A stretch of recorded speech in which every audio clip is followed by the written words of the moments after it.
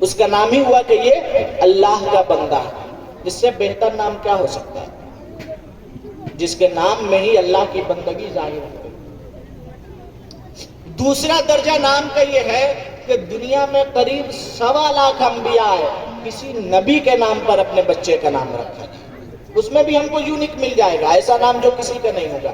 1.25 لاکھ نبی، ان کے نام کو تلاشا جائے، اس میں سب کا نام نہیں ملتا ہے لیکن بہتوں کا ملتا ہے۔ اگر ان کو تلاشا جائے تو بہتوں کا نام ایسا نام ملے گا جو بہت کم ہے۔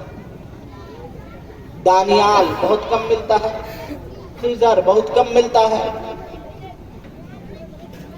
اس کے علاوہ بہت سارے نام ہیں جو بہت کم ملتے ہیں۔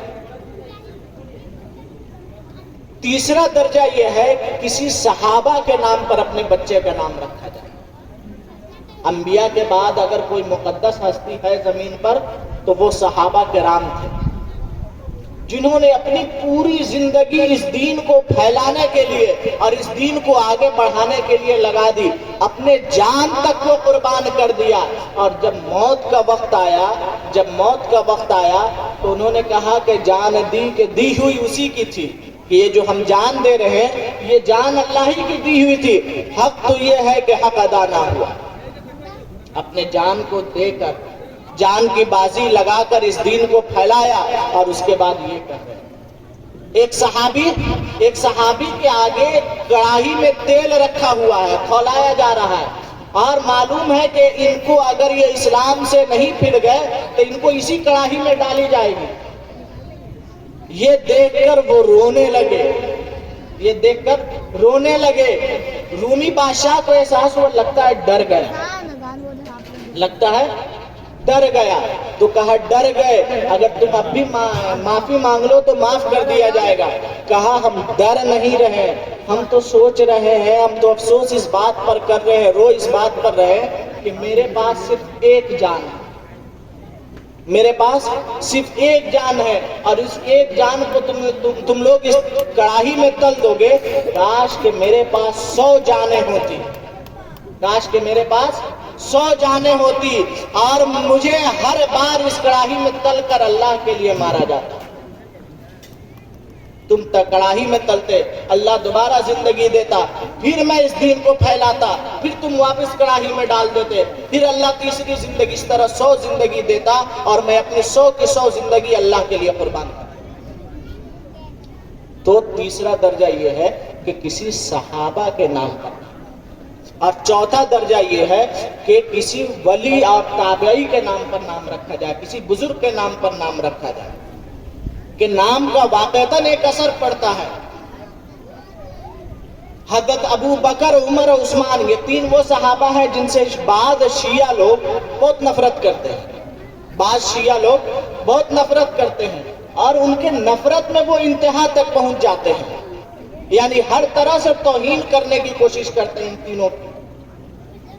ایک شیعہ نے ازراہ گستاخ یہ کیا کہ اپنے گدھے کا نام، نعوذ باللہ اللہ بچائے، ابو بکر اور عمر رکھ دیا۔ حضرت عمر کے بارے میں تو سب جانتے ہیں کہ بہت غصے والے آدمی تھے، اور وہ دین کی توہین کسی بھی حساب سے برداشت نہیں کرتے تھے۔ ایک مرتبہ نوبت یہ آئے کہ اسی گدھے میں سے ایک گدھے نے ایسی دولتی ماری کہ وہ وہیں پر جاں بحق ہو گیا۔ وہ شیعہ، کسی بزرگ تک یہ بات پہنچی تو اس بزرگ نے کہا جاؤ پتہ کرو، وہ وہی گدھا مارا ہوگا جس کا نام عمر ہے، وہی گدھا مارا ہوگا جس کا نام اس نے گستاخی کے طور پر، توہین کے طور پر عمر رکھ دیا تھا۔ کہ نام کا بھی یہ اثر ہے کہ اس کو دین کی توہین برداشت نہیں ہوتی، اس لیے نام ایسا رکھے جو کسی بڑے کا نام ہو اور معنی کے حساب سے اچھا ہو۔ تو بچے کا دوسرا حق یہ ہے کہ اس کا اچھا سے اچھا نام رکھا جائے۔ بچے کا تیسرا حق یہ ہے کہ اس کے لیے عقیقہ کیا جائے۔ بچے کا تیسرا حق کیا ہے کہ اس کے لیے عقیقہ کیا جائے۔ بیٹا ہے تو اس کے لیے 2 جانور یا 2 حصہ،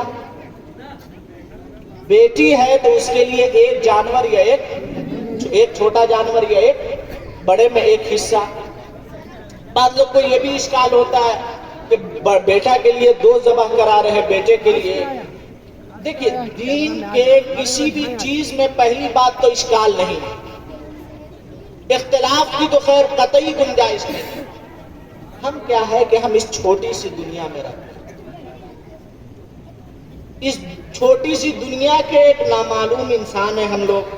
ہماری عقل چھوٹی سی ہے. ہم دنیا کی کسی چیز کے بارے میں صحیح سے نہیں جانتے. اور جو نظام بنایا ہوا ہے وہ اللہ تبارک و تعالیٰ کا بنایا ہے. قانون جو ہے، مسئلہ مسائل جو ہے، طریقہ جو ہے، وہ اللہ کا بنایا ہوا